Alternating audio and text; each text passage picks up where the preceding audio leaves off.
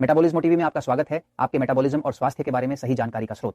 निम्न रक्तचाप की समस्याएं। मैं फ्रैंक सुआरेज हूं, मोटापा और मेटाबॉलिज्म का विशेषज्ञ। मैं तुमसे उस बारे में बात करना चाहता हूं जिसके बारे में मुझसे कई लोगों ने पूछा है।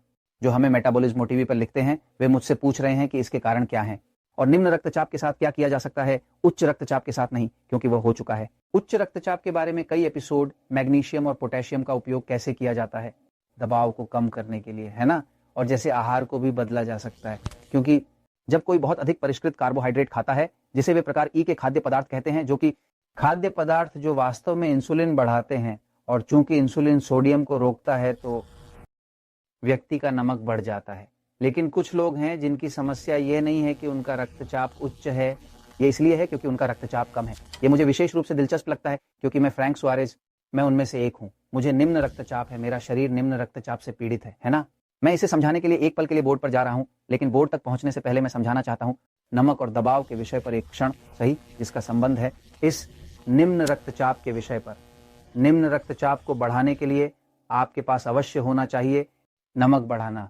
अगर सोडियम नहीं बढ़ता तो दबाव नहीं बढ़ सकता, लेकिन वह नमक जो उपभोग बढ़ाया जाएगा। उदाहरण के लिए जो लोग निम्न रक्तचाप से पीड़ित हैं, हमारे पास कि अधिक नमक खाना चाहिए। उदाहरण के लिए मैं उतनी मात्रा में नमक नहीं खा सकता जितना मेरी पत्नी एलिजाबेथ, क्योंकि मेरी पत्नी एलिजाबेथ का शरीर उत्तेजित तंत्रिका तंत्र वाला है, जो एक ऐसा शरीर है जिसमें नमक को रोकने की प्रवृत्ति होती है। और कभी कभी सुबह हाथ सूजे हुए होते हैं, पैर सूजे हुए हैं, क्योंकि मूल रूप से नमक को रोकता है ना। मेरा शरीर जो एक तंत्रिका तंत्र है, जो दूसरी तरफ निष्क्रिय है, ये एक शरीर है जो नमक को नहीं रोकता बल्कि जो रोकता है।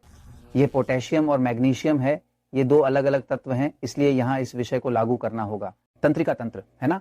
लेकिन जब कोई नमक के साथ पूरकता करता है, जैसे कि मैं पूरकता करता हूं मेरे शरीर का रक्तचाप बढ़ाने के लिए, क्योंकि मुझे निम्न रक्तचाप है, इसलिए इसके बजाय साधारण नमक, जो ये प्रसंस्कृत नमक है जो हर जगह मिलता है, मैं जो उपयोग करता हूं वह एक पूर्ण नमक है, जैसे कि जो हिमालय का नमक हो सकता है, सर्टिका नमक। ये नमक जो अप्रसंस्कृत होते हैं, जो पूर्ण नमक, जो औद्योगिक नहीं है, कहने का मतलब है हिमालय का नमक मिलता है, सर्टिका। ये विभिन्न प्रकार के नमक हैं जो अब आपको लगभग सभी प्राकृतिक स्थलों, इंटरनेट और अन्य जगहों पर, है ना। ये नमक सभी खनिजों को शामिल करते हैं। उदाहरण के लिए ये नमक एक औद्योगिक नमक है, ये केवल सोडियम और क्लोराइड है, बस। जारी रखें, ये पूरा नहीं है, और ये वही है जो वे खाने में डालते हैं। अब ये एक प्रकार है नमक जिसमें केवल सोडियम और क्लोराइड ही नहीं होते, बल्कि इसमें 84 खनिज भी होते हैं। 84 खनिज, जो ये सूक्ष्म खनिज होते हैं, जो स्वास्थ्य के लिए अत्यंत महत्वपूर्ण होते हैं। इसका मतलब है कि जब आप इसका उपयोग करें, शरीर के पास सभी खनिज होते हैं जो इसके साथ बातचीत करने के लिए आवश्यक होते हैं, कोशिका स्तर पर, है ना। ये इससे कहीं बेहतर है। तो अगर आपको पूरक लेना है नमक, क्योंकि वह निम्न रक्तचाप से पीड़ित है, इसलिए उन्हें ऐसे नमक का उपयोग करना चाहिए जो वास्तव में मूल्यवान हो, अपने शरीर में डालने लायक नहीं है। यह औद्योगिक रूप से प्रसंस्कृत नमक नहीं होना चाहिए, है ना। तो मूल रूप से यह, मैं इसे समझाने और विषय को समाप्त करने के लिए एक क्षण के लिए बोर्ड पर जा रहा हूं। ध्यान दें, शुरुआत में दबाव, उच्च रक्तचाप शरीर का, जब उच्च रक्तचाप होता है, यह स्थिति तब उत्पन्न होती है जब रक्त वाहिकाओं में दबाव सामान्य से अधिक हो जाता है।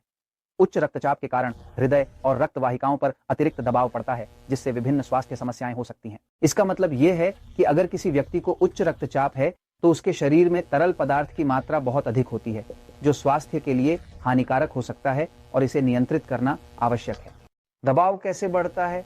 तो बहुत सारा तरल पदार्थ होता है। ये एक नली की तरह है।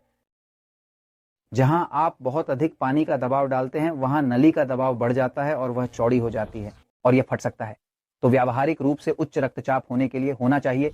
तरल पदार्थ की मात्रा बढ़ाने पर डॉक्टरों का यह कहना सही है कि किसी व्यक्ति को, अगर आपको उच्च रक्तचाप है तो कहें नमक कम करें। क्यों? क्योंकि यह झात है कि नमक तरल पदार्थों को रोकता है और तरल पदार्थ की मात्रा बढ़ाता है, इसलिए यह दबाव बढ़ाता है। समस्या यह है कि यह ठीक है कि वे आपको कहते हैं दबाव कम करो, पानी कम करो, नमक कम करो, सही है, लेकिन वे सबसे महत्वपूर्ण बात भूल जाते हैं कि नमक का काम संयोजन में होता है।